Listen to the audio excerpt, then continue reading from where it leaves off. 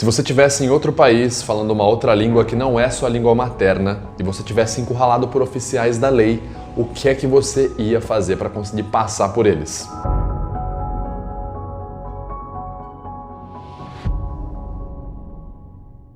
Fala galera, beleza? Meu nome é Vitor Santos, eu sou especialista em linguagem corporal e perito técnico das expressões faciais. E hoje nós vamos falar sobre uma situação que ocorreu comigo, apesar do título desse vídeo, que é para você poder observar a necessidade de se preparar previamente para encarar situações mais difíceis e como você pode sair delas não confrontando uma pessoa de forma direta, mas sim indo ali pelas beiradas. Pois bem, nós vamos falar então de uma vez onde eu fiquei quase que barrado de entrar na Inglaterra. A situação aconteceu em 2018, a primeira vez que eu fui para Inglaterra, eu estava indo para Londres e era a minha primeira vez viajando para fora do Brasil, inclusive. E basicamente eu não sabia muito bem como é que funcionavam as coisas. Eu tinha lido alguns artigos, blogs, né?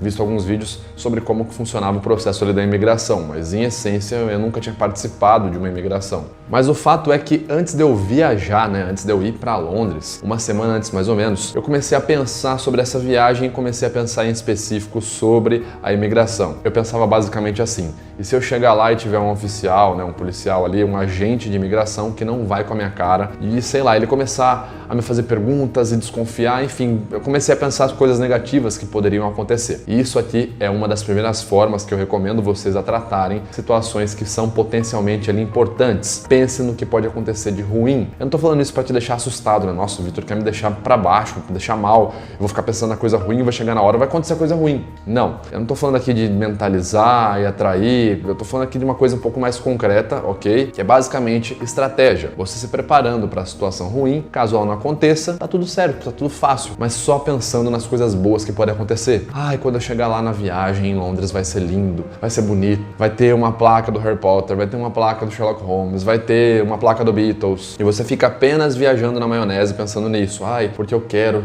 chegar lá e tirar foto ali na 221B, piririporó. E aí você chega lá e um oficial de justiça te faz uma pergunta diferente. Ele fala: ó, por que você veio pra cá, por exemplo? Por que você não foi viajar para os Estados Unidos, que é o destino mais viajado pelo Brasil? Por que você decidiu vir pra cá? E aí você não se preparou para isso. Olha a dificuldade que você vai ter de tirar uma solução ali de última hora para uma situação negativa. Porém, se você fizer o contrário, se você se preparar para situações negativas primeiro, se elas não acontecerem, você já vai ter tirado a sorte grande, porque já vai ser bom. Se elas acontecerem, você vai conseguir lidar com elas e também vai conseguir ter um desfecho positivo bom também, ok? Por isso que eu falo para vocês, se preparem para os pontos negativos. Vai ter uma situação, uma prova, uma questão, não é ficar concentrado no que vai dar errado isso. Não, é ter uma noção realista das coisas. Pode acontecer isso. Se acontecer isso, eu vou responder dessa forma, porque pode ser que não aconteça. Muitas vezes não vai acontecer metade das coisas negativas que você previu. Porém, vai ter aquela uma vez em específico que vai acontecer. E quando acontecer, você vai estar preparado para ter um final positivo, como foi o meu caso. Então, basicamente, o que eu fiz? Eu escrevi ali um documento de texto antes de eu ir viajar, que era como se fosse uma entrevista. Eu simulei que fosse ali um diálogo entre eu e um agente ali de imigração, onde o cara era extremamente desconfiado e não ia nem um pouco com a minha cara e não queria me deixar entrar. Eu bolei as perguntas assim mais mirabolantes que alguém poderia fazer para não me deixar entrar no país dele e dei todas as respostas de forma a solucionar aquelas perguntas. Caso elas viessem a ser perguntadas, eu já ia saber como responder elas ali em tempo real. E uma das perguntas que eu coloquei ali foi assim: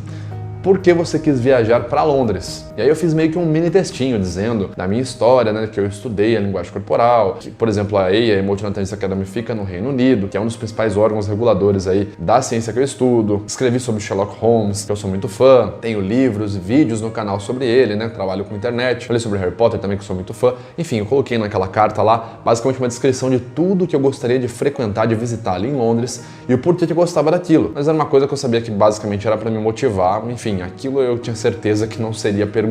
Então nós fomos para Londres, eu e meu irmão, a gente pegou ali o voo, saímos do aeroporto internacional de Guarulhos, certo? Chegamos ali em Londres, no aeroporto de Gatwick, e o oficial vem, né? Next, please. Hello. A gente chegou, né? O inglês ali tava dando pra entender. E é um negócio muito doido. Você, numa situação dessa, é uma demanda de informação muito alta. Por exemplo, meu inglês ele é tranquilo, ele é bem ok. Eu não tenho problema nenhum em conversar em inglês com outra pessoa. Porém, naquele momento, ansioso pra entrar, com medo de ser barrado no baile, muito som, pessoas arrastando malas, crianças chorando, pá berreiro, som daquele equipamento eletrônico. Next question, please. Tantos estímulos diferentes, você fica meio que, sei lá, é estranho. Então eu cheguei pra conversar com o cara e eu não entendi o que que ele tinha perguntado. Eu precisei falar, sorry sir, could you please repeat? Aí ele tava tipo perguntando pra mim, você tem, qual o número do seu voo? Aí eu, número do voo tal. Beleza, vai passar quantos dias? Vai passar quantos dias? Tem passagem de volta? Tenho passagem de volta. Tem o voucher do hotel? Tenho o voucher do hotel. Lá, Lulu. Easy, tranquilo. E aí foi quando ele começou a olhar os nossos passaportes e ele falou, caramba, seu passaporte tá meio em branco aqui, né? Aí eu, sim, é a primeira viagem. Nesse momento a linguagem corporal dele mudou. Ele olhou pra mim. Primeira viagem? Como assim primeira viagem no Reino Unido, então? Aí eu falei, como assim? Desculpa. O senhor pode repetir, por favor, que eu me perdi? Bom, veja bem, o senhor tinha vários países para escolher, certo? Sua primeira viagem, vários outros destinos que saem do Brasil e são muito mais aclamados. Você escolheu justamente Reino Unido, especificamente Londres. Por quê? Naquela hora me veio aquela cartinha que eu tinha escrito, aquele documentinho de texto, justificando tudo por que eu tinha escolhido Londres. E eu falei pra ele, né, olha, eu sou muito fã de Sherlock Holmes, eu comecei a estudar tarará, tereri, paroró, pururu. O cara veio pra mim e falou assim, você é fã de Sherlock Holmes? Qual é o nome do primeiro livro da série de Sherlock Holmes?